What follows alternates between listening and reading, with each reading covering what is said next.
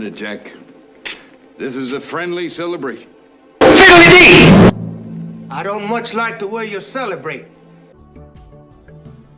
And we are live. Hello, ladies and gentlemen. This is 4 Men in America, and I'm here with two other gentlemen, Ken Bennett and Paul Fitch from Arizona. I'm Don Woolley from Florida, and we're talking about tariffs. This is part 2 of our conversation, the evolution of tariffs and little tariff history. So I was just telling Paul and Ken about some of the things I learned since last Tuesday night were about FDR and the New Deal, that they passed a bill then to give the president more authority in negotiating and setting tariffs, which I did not know. And then we move on up to NAFTA, which was the next phase, where tariffs were pretty much reduced and eliminated between Canada and Mexico and the United States. And then that all evolved into the World Trade Organization, which we know has just been a disaster as far as China's concerned, because they haven't followed any of the rules in the WTO. So anyway, that's kind of where we're at on the historical side. And so where would you guys like to begin now? About I told Paul, Ken, that this morning, and you probably heard, that President Trump, we have signed a trade agreement with the UK, which I'll call Britain because I'm used to calling it Britain, but I guess it's the UK now. Paul says that he doesn't know if they're united or not, but they call themselves the United Kingdom. So, so have you guys heard about that? We call ourselves the United States, and there's quite a few states that I'm not very united with. But, yeah, I know. Isn't that the truth? We put up with brothers and sisters that are thinking pretty differently than we do, and it's just part of families. Yeah, Senator Kennedy he's on a YouTube today, and it's funny you bring that up. He was saying that, he says I don't hate anybody, and you can hear Senator Kennedy saying that, right? I don't hate anybody. He said, but I got to tell you, sometimes it's hard walking to work and not wanting to slap somebody around when I get here. And I can imagine up in D.C., right? Oh my goodness.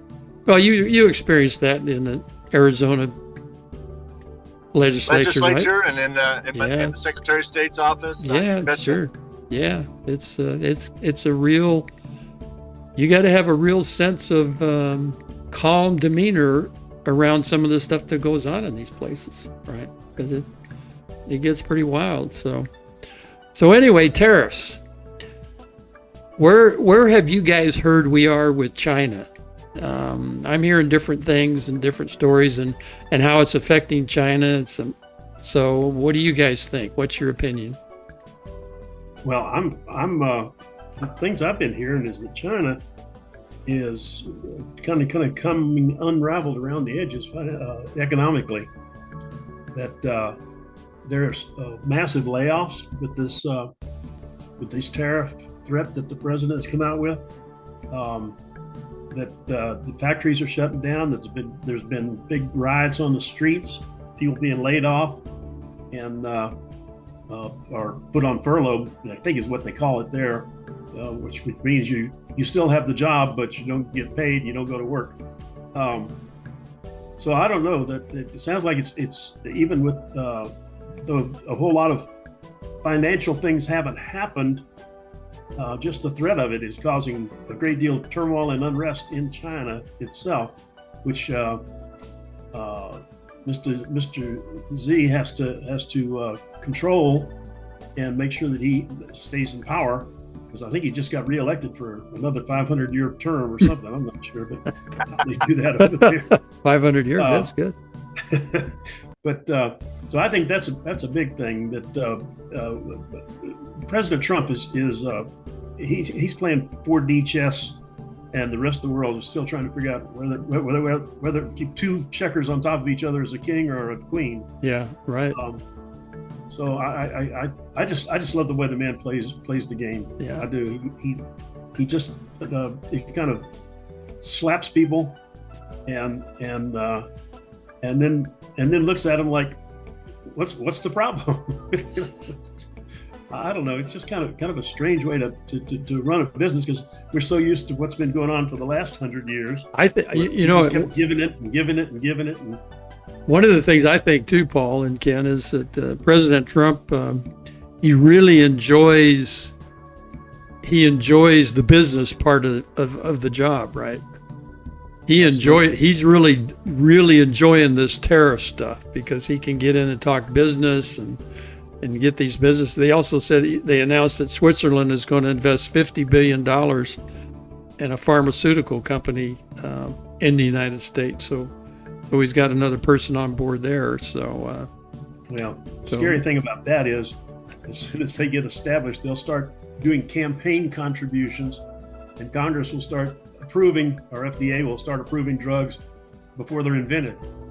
Yeah, well, we'll hope that Bobby Kennedy keeps that all under control. So, well, that's going to be tough. That's a big. Oh, I know. Carry. Yeah, I know it is. I know they got a lot of power. So, what do you think, Ken? What do you think about? What I've heard is that we've raised our tariffs on China to 145% or 245%. Right, they're 140. Matching it, yeah, 140, and they're matching it. And so,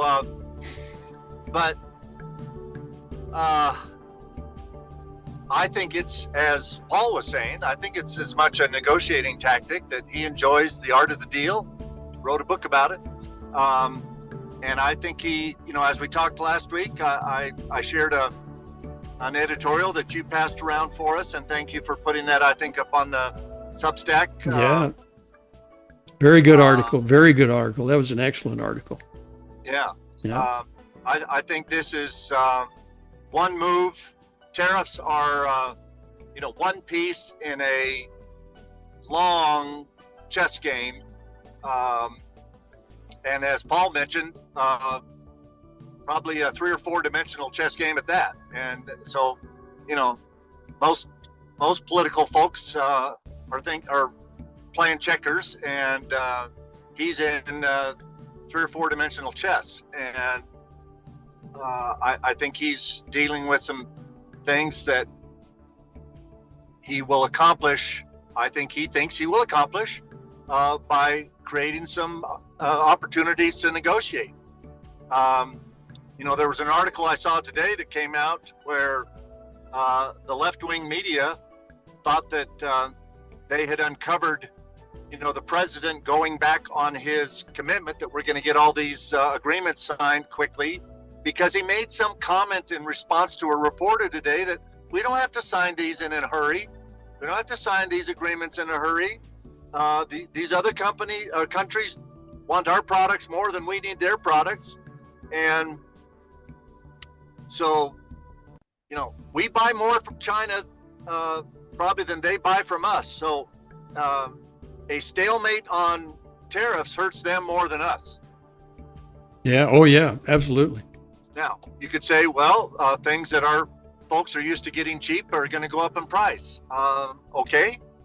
But if the threat of massive tariffs on each other brings even China to the table, that's what I think he's trying to do in the first place. Yeah, exactly. Yeah.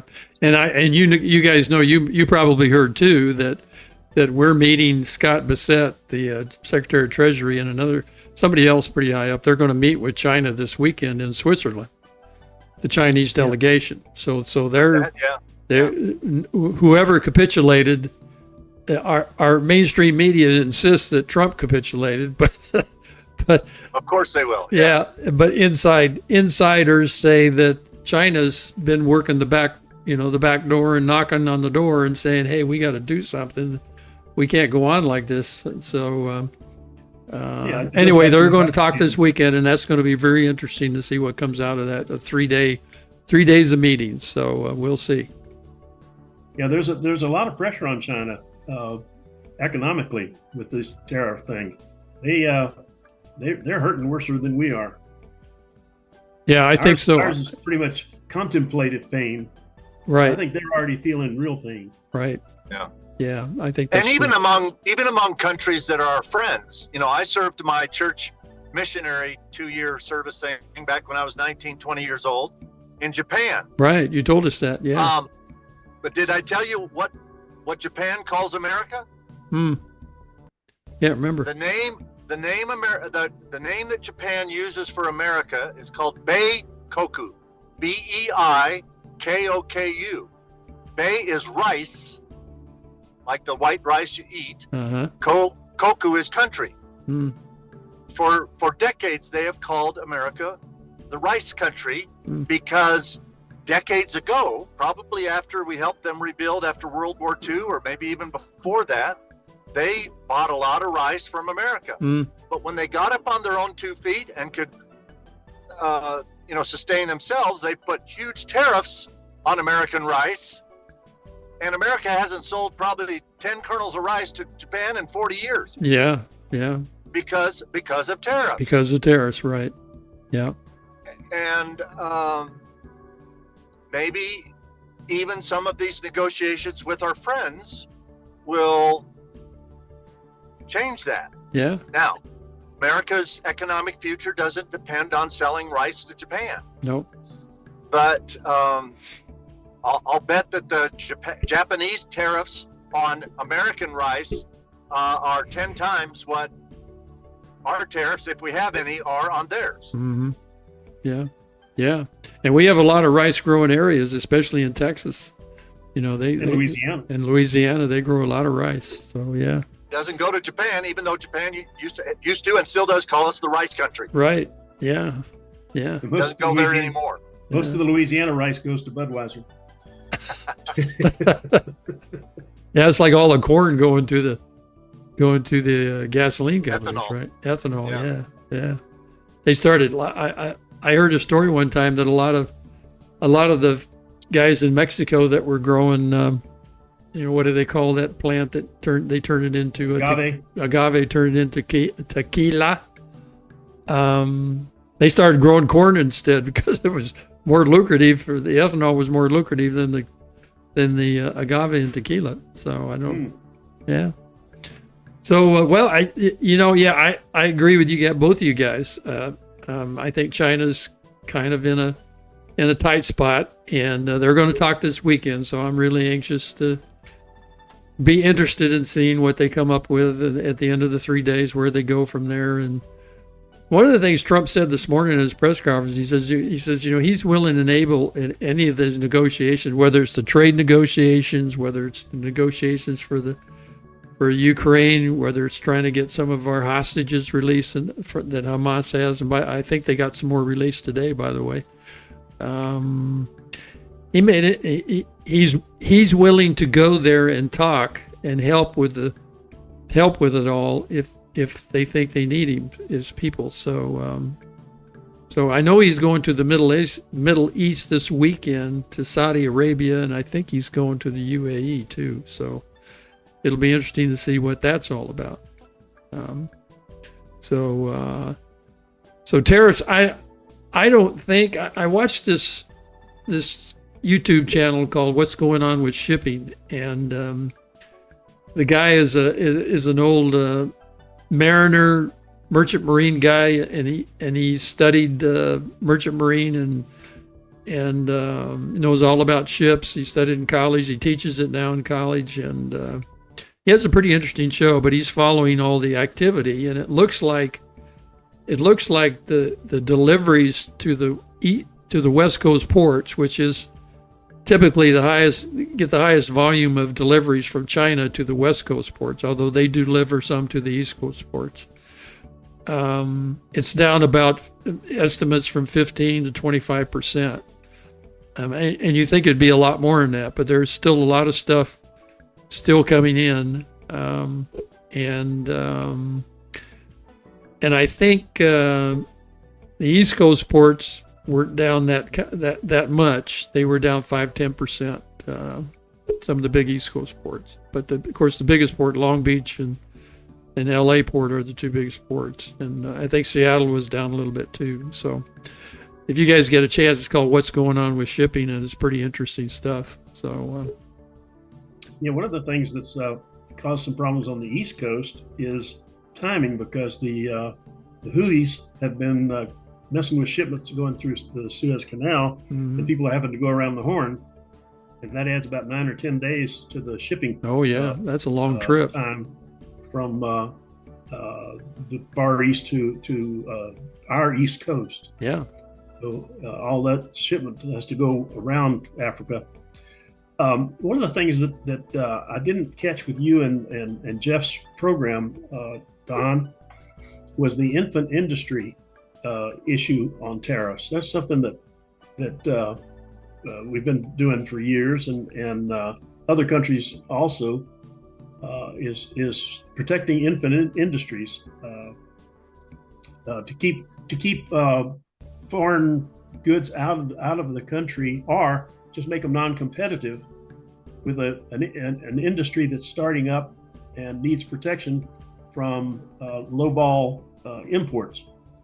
That's a very important part of tariff use, is to protect businesses, and that's kind of what President Trump is doing with the automobile industry, in that he's putting these tariffs on incoming cars that are going to raise those prices. Well, everybody whines about those prices going up, but nobody's going to whine about the 40 or 50 or 100,000 jobs that he creates up in the slums of Detroit and that area up there. Oh yeah.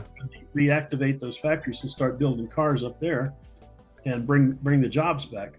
Well, certainly in the early years, infant industries was the whole argument, that they put together back 200 years ago. They talked about that all the time in some of these historical documents, how they were starting up tariffs not only to raise money, but to protect infant industries and the new industrialization of the United States of America, right? Because we were just getting going there in the late 1800s and the early 1900s. So that was a big part of it. Infant industries, they wanted to protect it, and there was pretty much agreement on that. The big fight was whether the president would have any kind of role in deciding that now at that time. So until FDR, there was limited presidential involvement with the tariffs. It was all done by McKinley's tariff was when he was a congressman and wrote the legislation, and it turned out that McKinley tariff in 1890, one of the end results was that in the midterms the Democrats won back the House and he lost his seat. So they blamed all that on McKinley, right? And McKinley tariffs, they blamed he was helping the rich and not the poor, or some silly argument that the Democrats always come up with. So it worked then. But anyway, yeah, infant industries is, and I'm sure that's the case now. I have no doubt that even some mature industries, like the steel industry, Trump protected vigorously in his first term, right? Because we were losing all of our steel production. And as a country, and for national interest, you have to be able to make your own steel. So, yeah, that's a national security issue. Oh yeah. So, Ken, any comments? Oh, I agree with everything that is being said. I do think we have to acknowledge that there's a bit of a risk as to whether the economy adjusts to these tariffs. I think as the trade deals get signed, I mean, you mentioned that, he put some tariffs on automobiles, but part of what was announced in the UK tariff or the UK trade agreement yesterday was that they had some exclusions for Jaguar and Land Rover and who else was it? I don't think it was Mercedes-Benz. I think it was BMW, maybe. Somebody. There were three companies. But anyway, Royce. I think Rolls-Royce was one of the three. Yeah. Darn. And so, there's so many. I'll never get close to owning a Rolls-Royce, but apparently a few people buy them. So, but there's, for every tariff you can have exemptions. For every, if things get out of hand, the existence of the tariffs themselves allow for negotiation and calling countries back in and coming to the table. But, yeah, and they're negotiating now, because I know I something about China I did hear is that they have to import something that we have desperately to make their plastic, something to do with making plastic. And I don't know what it is exactly, really? but yeah. So Sounds like a petroleum product. so they lifted all the tariffs on that. They're shipping that to China and they're keeping it going, Okay. so they can keep their plastic going. So that was, and I'm sure there's some other things too. You know, it's not in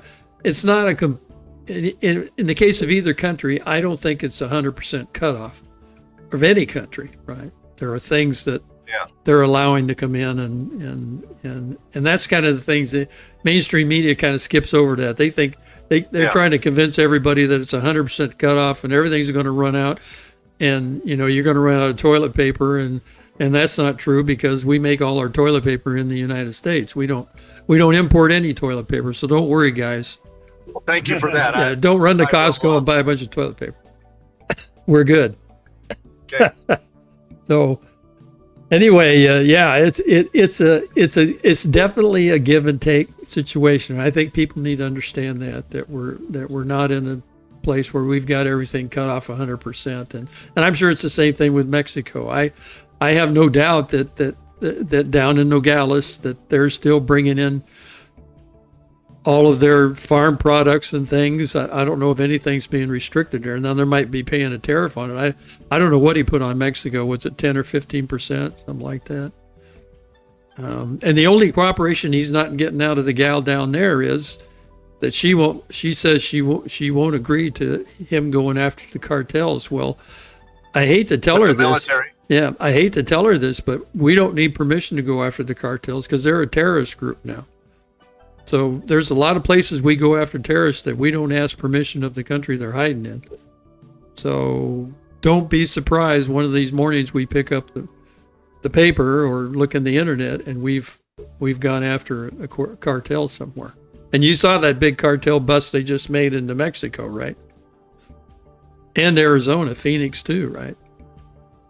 Yeah, I thought the biggest fentanyl confiscation in the history of the country happened within the last week, didn't it? It did, yeah, exactly. Yeah, it affected New Mexico, Utah, Arizona, Oregon, and there was one other state. I don't remember which one it was. But yeah, it's a big network, and they've been working on it for a while. So yeah, and that was mainly probably going after the fentanyl, but they found a bunch of other drugs too. They found meth and cocaine, and I don't even know if they even try to ship marijuana. Do they try to ship marijuana anywhere now? Do they try to sneak that in?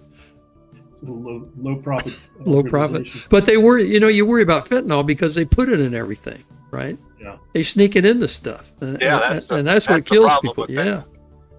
Yeah, that kills people. So trying to make it look like candy, like Starbursts and stuff. Yeah. Yeah, they do everything with it. So, and I guess they manufacture it pretty quickly. I guess anyway, that will probably be very high on the list, these discussions with China this weekend, because the fentanyl comes from China. We know that, and it goes to Mexico. Yeah, the basic ingredients. Right. So you have to believe that's going to be high on the list. So one of the other things, Don and Ken, that we haven't hit on today is the opposition to President Trump keeps talking about prices jumping. The average family paying $3,000 a year more than what they're paying now because of these tariffs. And one of the things you have to take into account is the tariff. Yes, okay, a shoe comes in with a 100% tariff. It's a $10 shoe, it goes to $20. But in the overall scheme of shoes, the price of shoes may not go up but about 5 or 8 cents, because there are a lot of shoes out there that aren't $10 tariffs. And so I think the opposition has taken the worst case scenarios and saying, well, now they're going to have to pay twice as much for this and twice as much for that. And it's not true. They're not going to have to pay twice as much. We're not going to have to pay twice as much for things that are included in the tariffs, because the percentage wise is what the issue is. It's not the dollar wise, it's the percentage wise of what the product coming in cost.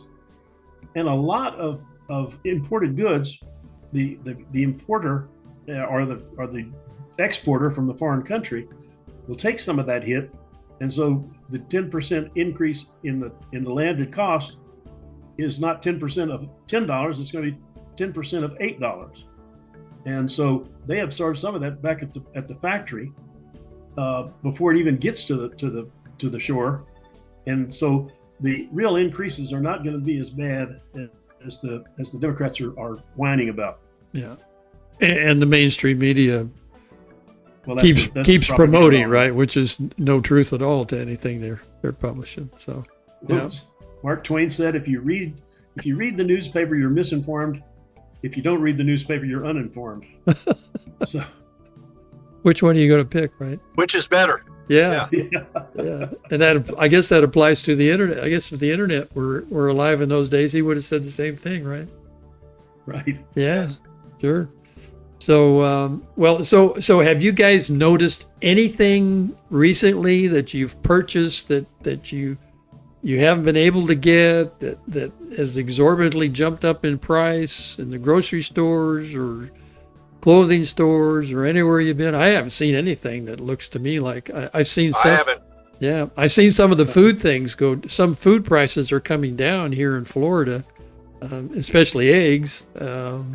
But some other things are coming down. But I haven't seen anything I know of that's jumped up in a big price. We're gonna take our car down to get an oil change here the next couple of weeks after our long trip, and so I'm going to kind of ask them how are they being affected yet? Because I kind of wonder about auto parts. I know auto parts they were all worried about auto parts at one time.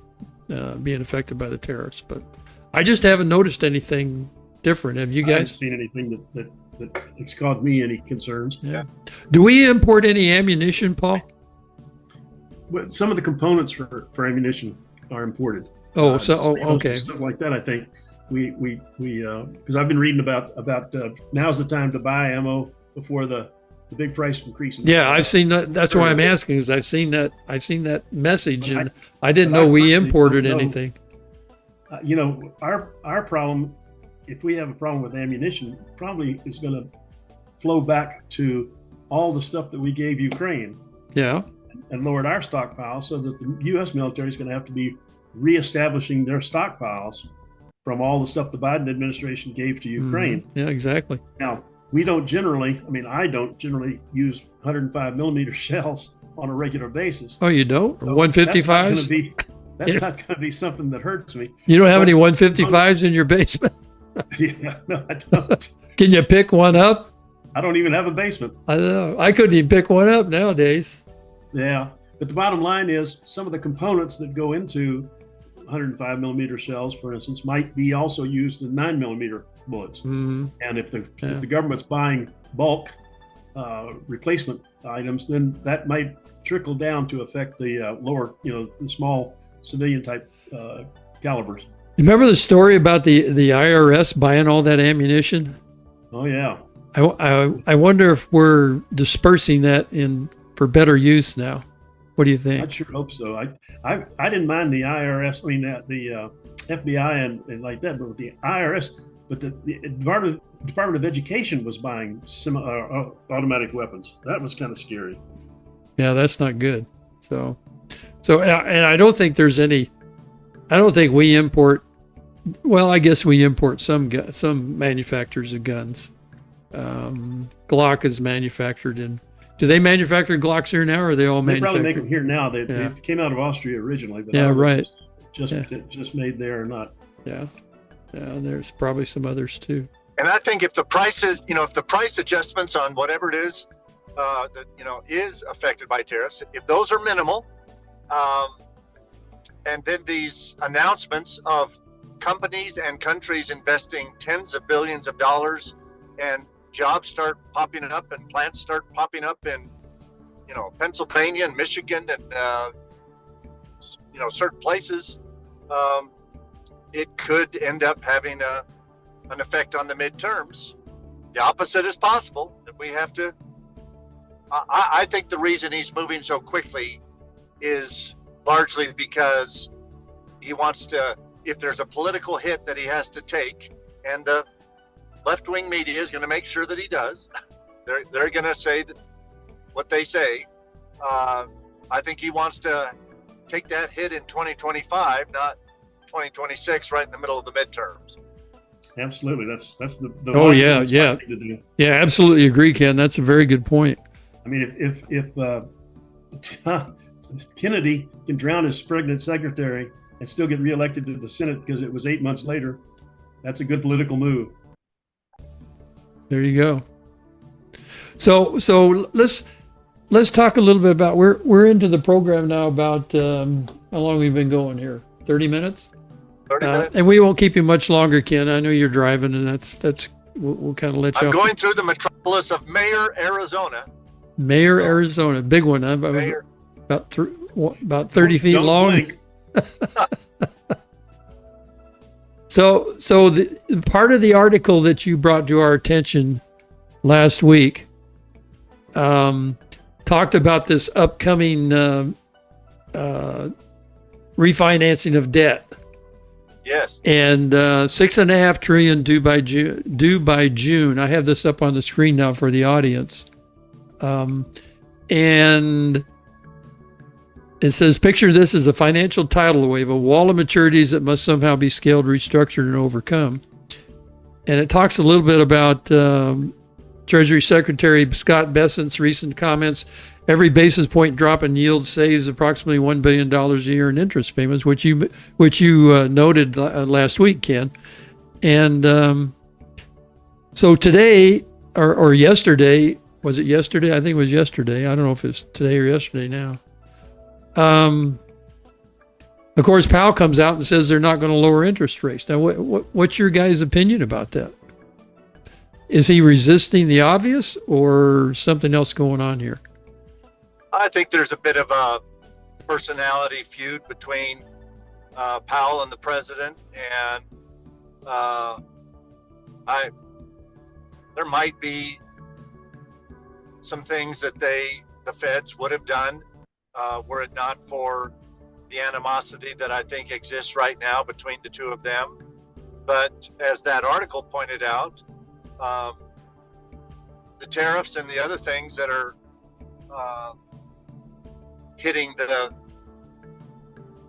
the awareness of the American people have the effect of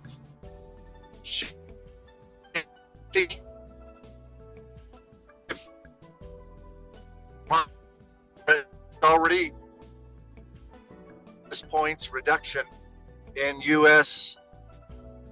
Treasuries, whether the Fed's reduced rates or not. And so that was, I think, part of the author's point. Right. She made that point. Yes. Yeah.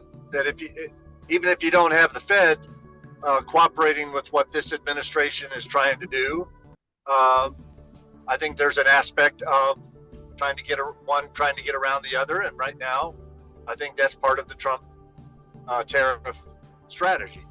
There you go.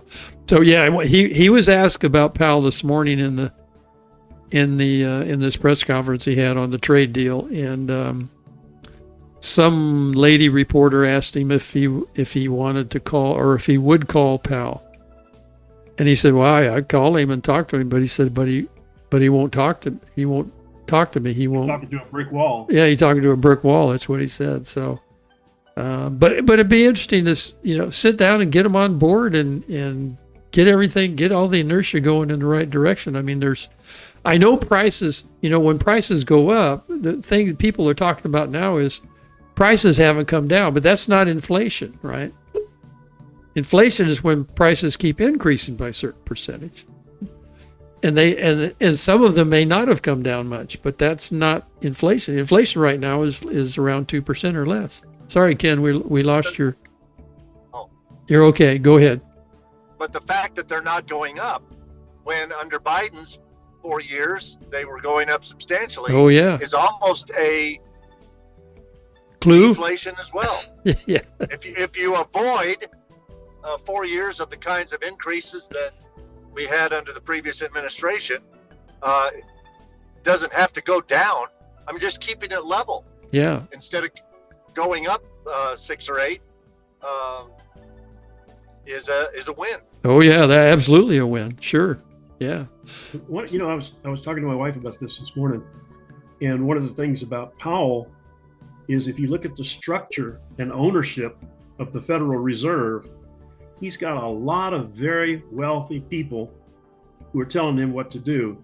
And the President of the United States doesn't have that kind of leverage over him that the Rothschilds and the Rockefellers and all those central banks have, telling him what to do. And he would put himself in great jeopardy, I think, if he were to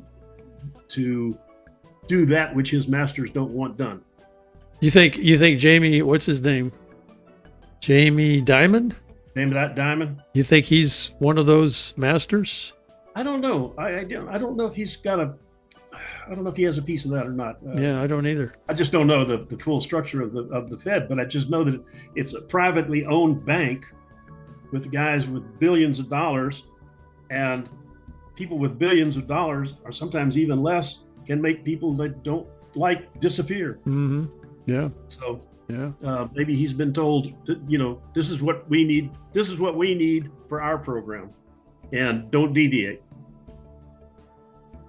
Well, I guess we all hope that they do something. I think Powell needs to do something. And I wondered, I didn't see a vote by I don't remember how many governors are on the board. Are there 5 or 7 or more than that? And I don't know what the vote was. It'd be interesting if did any of the governors vote to drop the interest rate? That's what I'd like to know. Is there any pressure on him at all? Or was it just unanimous? That would be an interesting thing to find out. I'll research that a little bit. So where are you at now, Ken? Portis Junction. Oh, there you go. Okay, that's kind of that's a pretty long trip for you over to Goodyear, right? 2 hours. Yeah, 2 hours. From Okay. Prescott to Goodyear. Do you take I-17 or are you taking a back road? I take I-17 down to the 303, one of the second big outer loop now that they're okay, and you can take that over to I-10 area. Take that around over to I-10, way out there. Yeah, I know. Yeah, Goodyear's way out there. Yeah. East LA. Yeah, there you go. East LA. The other side of the Colorado River, right? Not quite. Darn close. Have you ever been out there, even on the 303? I think you run into 265th Avenue and things like that they're already laid out somewhere out there. Oh yeah. Got big plans, huh? Yeah. So let me ask you this question before we sign off here. And I asked the lady we stayed with when we were visiting, and she didn't know too much. But now that they're reducing your Colorado River water, which I think they've done, right? Where is Arizona getting their water for new developments? It's a good question. Well, it's supposed to be a 100-year plan. If you are designated, and you being like a city, if you are designated as an assured water supplier, AWS, state statutes, they continue to authorize housing developments within municipalities or jurisdictions that have, and so they either have unused supply, or basically the farmers, mainly in Pinal County, are the ones taking most of the reduction on the Colorado water. The cities and municipalities, business and industry have not had to experience much of a cut yet. It's farmers largely in Pinal County that have been the ones to take the hit so far. That's tough. One of the things we're worried about here in Green Valley and Sarita is this new Hud Bay mine is supposed to be going up on the Santa Ritas, and how much water that's going to use. Yeah, didn't they build that new pipeline down through Sarita to replenish the? The aquifer? The CAP goes through Phoenix, Tucson, and then comes down to Sarita and is injected into the aquifer. Mm-hmm. But it's not going in as fast as it's coming out. It's the problem. Okay. The Santa Cruz River comes from Mexico, and it used to Right. run wet Yeah. all the way down to Tucson. Oh, yeah. And then they put the pecan grove in and started irrigating that. And now you can, if you go far enough south, you can still see water in the bed of the Santa Cruz River, but not much farther north than Rio Rico. Yeah, I was going to say it doesn't get up to Tubac. No. No way. So, I always wonder that.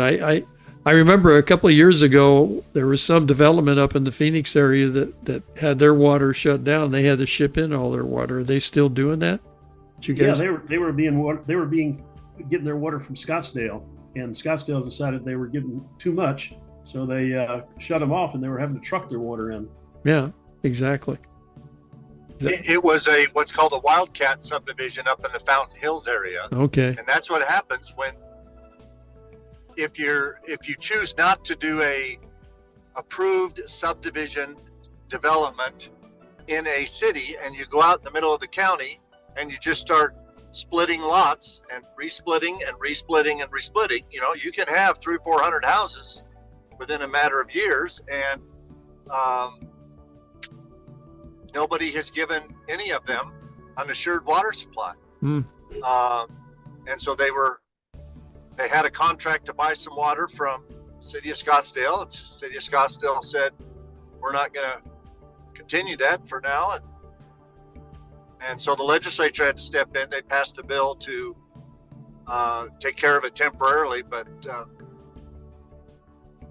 water's going to be an issue. Of course, they've pretty much shut down all the water that was being used by the firm to grow alfalfa and ship it to Saudi Arabia. So hopefully that should lessen the overdraft out in the West Valley, Harquahala Valley, and some of those places. Okay. Well, it's all interesting. I mean, I know I know the Colorado River, it's a big resource, but and I think how's Lake Powell? Is Lake Powell real low? It looks like it's down about 40 feet. It's down 40 but feet. It's come back from its lowest point about a year and a half ago. So it's improved, but still way down. Yeah, and same thing in Nevada, right? With Boulder Dam and Lake Mead. Lake Mead. Yeah, I've heard it's come up a little bit too. It was getting long term. Southwest United States is going to have to find water to import. Yeah. You think maybe a good idea for these states is for them to get together and build some desalination plants on the West Coast and that's been talked about for several years now. That ship it in, bring it in. Maybe Arizona builds desal plants for California on the coast using seawater, and California gives in exchange an equal amount of their allocation in the Colorado. There you go. Yeah. There you go. When the CAP was approved, Arizona had such few votes in Congress that in order to get the CAP approved, the Carl Haydens and why am I not thinking about probably the Goldwaters that got that through, but it was Carl Hayden primarily. They had to agree that Arizona was last in the line, and Arizona has to lose all of its allocation. If there's cuts on the Colorado, Arizona loses all of its allocation before California loses any. Wow. It's not a prorated share. It's not we're going to be 10%, so everybody's going to be 10% down. Arizona and Nevada lose everything before California loses anything. Wow. Yeah, that's disturbing. That's just one more reason to hope for the big one. Yeah. So there you go, Paul. So yeah, I did not know that. I didn't know that they did. It's not an equal share thing, huh? No, No. no. Well, that's a good idea though. They could build desal plants on the West Coast and use that water, and then give their portion to Arizona or Nevada, right? There's already a plan, Ken. Maybe you know more about it than I do, to take water out of the Puerto Penasco, the Sea of Cortez, desalinate it, and send it up to Arizona. Have you seen anything on that? That's been talked about, and it's not even sending it to Arizona. It's just providing the 1.5 million acre feet that is allocated to Mexico out of the CAP. Mexico has an allocation along with California, Arizona, and Nevada. And so we actually preserve water in the Colorado if we come up with 1.5 million acre feet for northern Mexico some way. Wow, I didn't know that. That's really interesting. So I think a large part of the future solution comes out of the Northwest. There's 2 rivers up in Washington State where 150 million acre feet of water goes unused and flows out into the Pacific Ocean. is that the water that Trump tapped into Northern California recently? He told him to open the floodgates. No, That was a local river. but if we could deal with the, I guess they could divert it. if we just,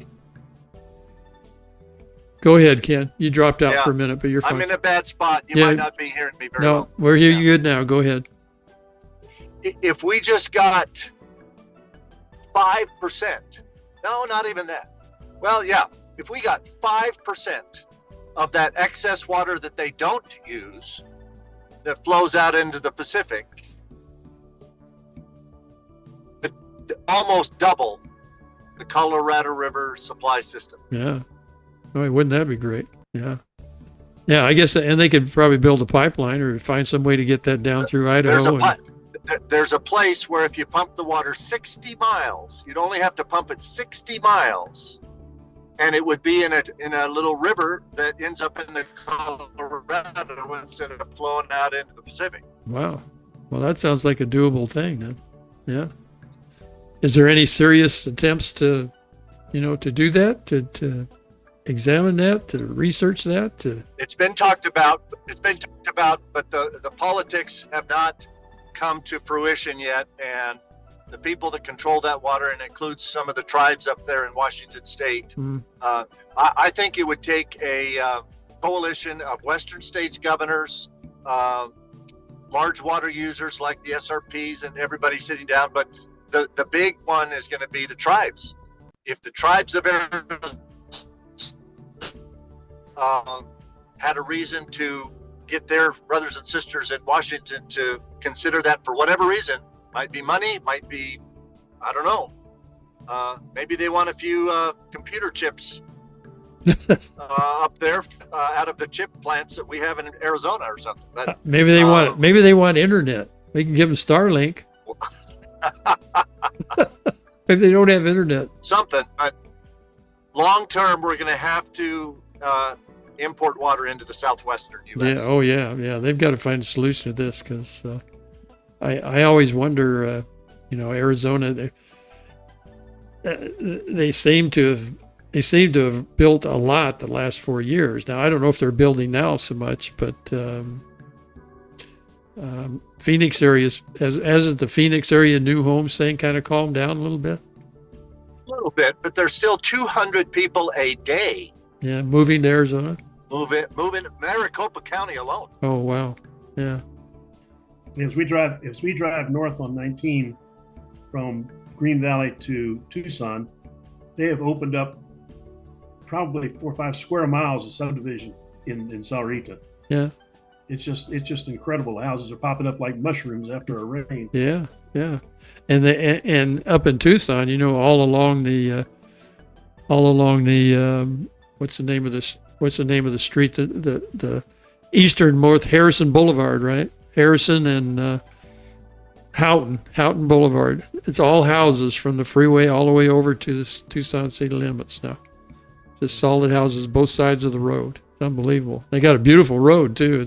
It's probably the best road in Tucson that they live on along there. But If it's even a modestly good road, it's the best road in Tucson. yeah, it's really good. Yeah. So, okay, guys. Well, we can cut it off here. We'll let Ken get to his destination. Good luck with your presentation tonight, Ken. I'm just coming up on Black Canyon City. All right, Black Canyon City. So yeah, good luck tonight. And I told you guys that Jeff is in New York City tonight with a big SEAL Foundation, supposed to have 1,200 people. And so he was looking forward to that, took his wife with him. So that should be a great thing. Maybe we'll hear a little bit about it next week. So you guys available next week? As far as I know, yeah. So. Okay. Well, I'll plan on it. And Ken, I appreciate you joining while you're traveling in your car. I know that's not easy to do, but I haven't been looking at the screen much, but well, yeah, I know. Well, you look good. You look like you're paying attention to the road, so that's good. If the Highway Patrol watches this, they'll be interested. And thanks, Paul, for coming on, and thanks everybody for joining us in 4 Men in America. Hit the subscribe button and the notification bell. Thank you, America, and thanks again, guys. And we'll see you next week. Take care. Thank you. Drive safe, Ken. Thank you.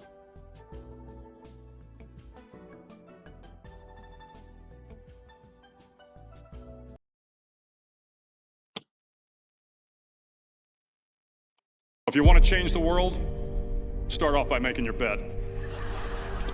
If you make your bed every morning, you will have accomplished the first task of the day. It will give you a small sense of pride, and it will encourage you to do another task, and another, and another. And by the end of the day, that one task completed will have turned into many tasks completed. Making your bed will also reinforce the fact that the little things in life matter. If you can't do the little things right, you'll never be able to do the big things right. And if by chance you have a miserable day, you will come home to a bed that is made, that you made. And a made bed gives you encouragement that tomorrow will be better.